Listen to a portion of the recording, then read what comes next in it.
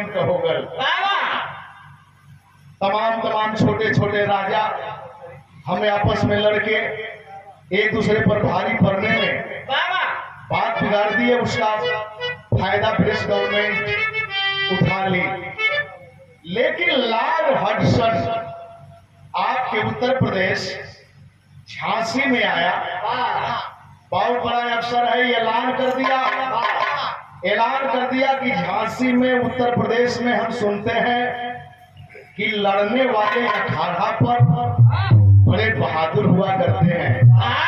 तो हम झांसी में आए हैं। कल हम चाहेंगे कि जितने पहलवान हैं हमारे यहाँ उनकी मीटिंग होगी और मीटिंग में हम उनको इनाम देंगे। तमाम लोग गए, लेकिन एक अखाड़ा अर्जुन पहलवान का अखाड़ा, जिस पर राजभर बिरादरी के, चमार बिरादरी के आए है, पंडित बिरादरी के, ठाकुर बिरादरी के, मुसलमान बिरादरी के, इतना ही नहीं पसभोर बिरादरी के 17 पहलवान लड़ रहे थे। आपस में फैसला किए कि कल देखा जाए कि हडसन क्या इनाम देता है। तो इनाम में क्या दिया? वहां पहुंचने के बाद इनाम में दिया कि पहलवानों 2-2 करके हमारे कैंप पर सुबह में आना है, लकड़ी चीरना है और हम तुमको 50-50 रुपया देंगे। जब जवान सुन ले तो कहले कि 50 रुपया ले जाल जी गुलामी करके ये ढंग से। और यह बात जो है पॉइजन बन गई। और जब पॉइजन बन गई देखे संकेत लगल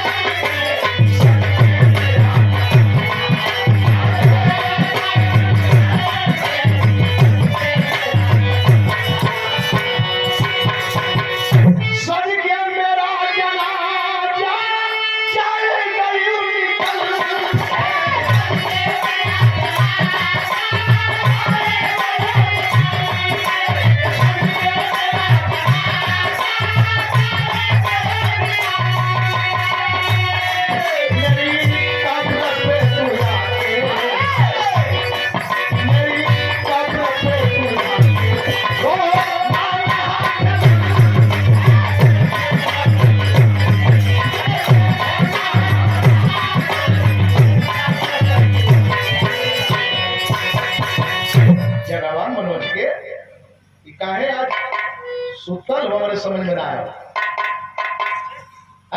अभी झाँक के बैठा सुतला तो हम तपस करके ज्यादा सुत लेवदा।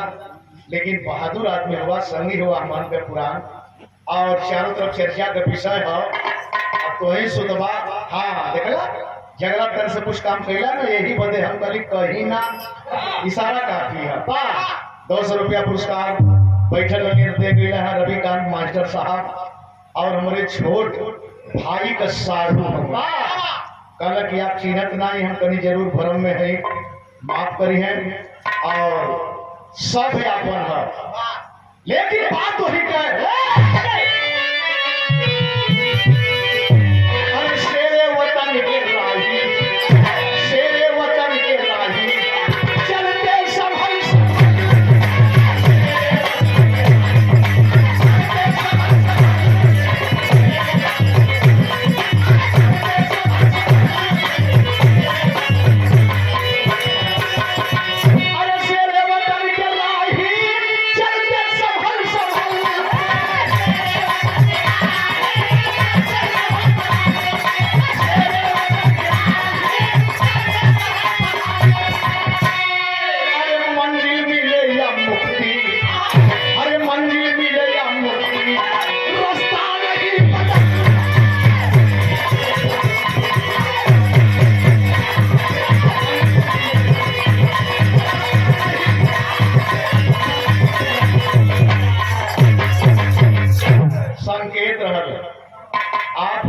गणेश राज है और राम केवल दादा केहर गया भाई आओ तुम्हें बड़ा शेर आ गया बुजुर्गी है लेकिन हौसला इतना बुलंद है कि लगा था कि जवानी का हौसला है।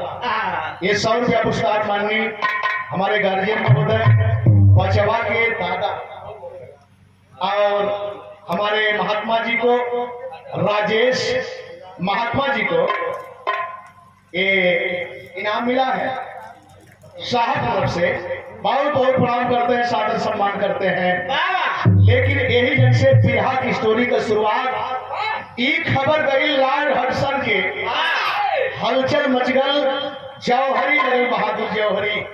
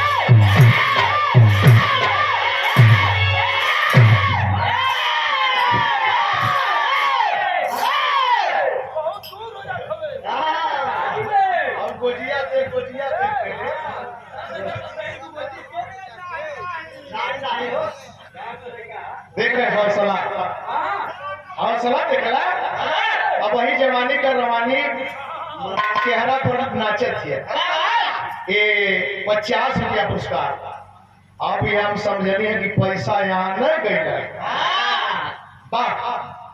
पारे धरती यह बिरहा की जिंदा रखले हो हमहन कलाकारन के गवावत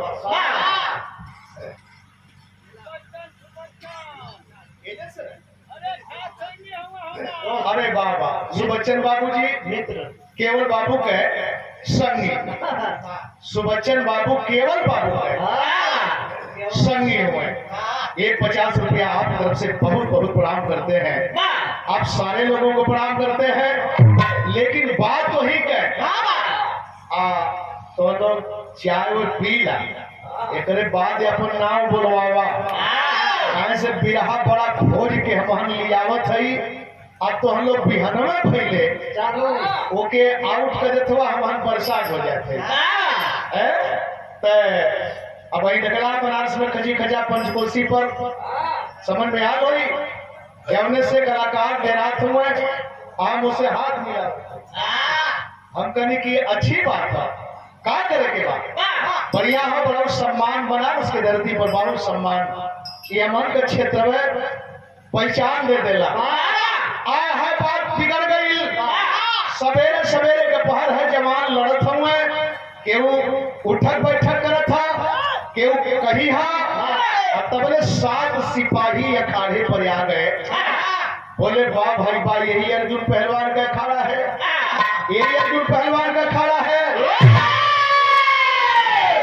हाँ है अर्जुन पहलवान का अखाड़ा है कहला तो ऐसा है कि आज लकड़ी नहीं चिराई यहाँ से 2 पहलवान अभी अभी तुरंत कैंप पर जाए और लकड़ी चीरने काम कर पहलवान बर्दाश्त कहाँ होता है तो जवन बोलत है वही का टंगिया धके घोड़वा पर खींच दहला ऐठ के तोड़ दहला और 2-4 जानी के धैला तब 2-3 थोड़ा चले पड़ रहा आए है भाग करके गए लॉर्ड हडसन के पास बोले साहब वास्तव में खतरनाक हुए सर बाजत हो सो खतरनाक हुए लॉर्ड हडसन बोला कि मेरे आदेश का उल्लंघन 35-36 अंग्रेज फोर्स लेकर के आए हैं, हथियार बंद, चारों तरफ से अखाड़ा घेर लिया और घेर लिया। पहलवान सब ताक रहे हैं, खड़े हो गए, लेकिन एक बात कहता है, मैं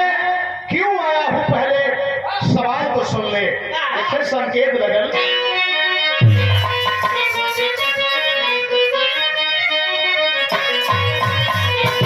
गज भर गुजरिया को जब करो, जब फजरा बुलाइया बताब करो, गज भर गुजरिया को जब करो। कहा क्या अर्जुन पहलवान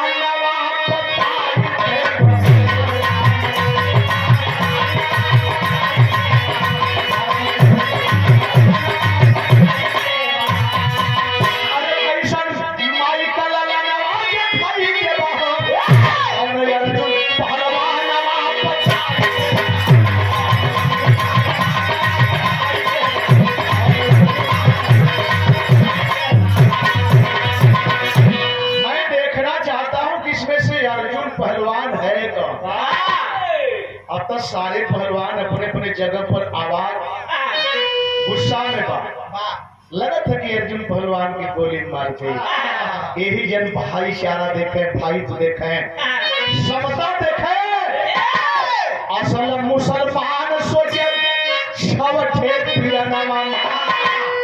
असल मुसलमान पहलवान सोचने लगा कि हम 6 भाई हैं। असल मुसलमान छव थे अर्जुन अकेले अपने माई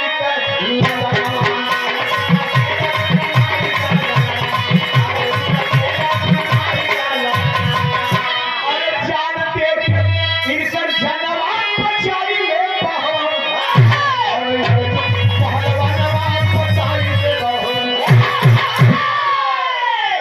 भाईचारा है, ये है समता। असलम सोचा कि हम 6 भाई हैं, या ये लगा था कि गोली मारी तो अकेला हम अर्जुन बन जाए, हमके गोलियों मार दे, तब वो हमारे 5 भाई रही हैं, 5 भाई रही हैं। और अर्जुन के अगर कहीं गोली मार दे तो माई का चीरा दो भूता जाए। असलम मुसलमान हंस करके बोला, साहब मैं अर्जुन पहलवान हूँ, मैं अर्जुन पहलवान हूँ।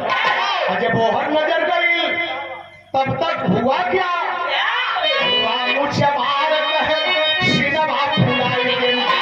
राजू राजपूत कहे कोचिया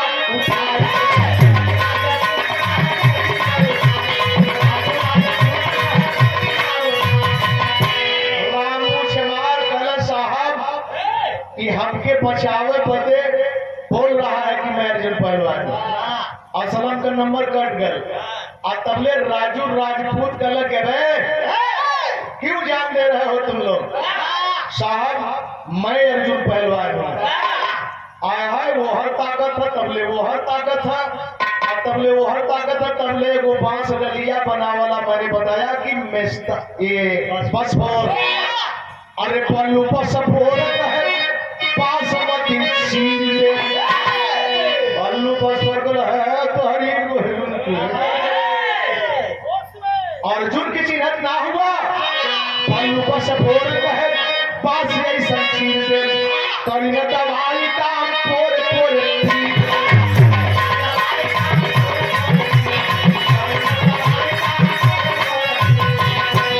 पल्लू बस फोर कलश की 5 मतिन बोकला उधेर दे। हमार नाम बल्लू है, हम बस फोर हैं। आज जब उधर ताका और तब तक जवानों में एक जज्बा आ गया। बल्लू बस फोर हौसला देख के बाकी जवान जो ताक रहे थे उनमें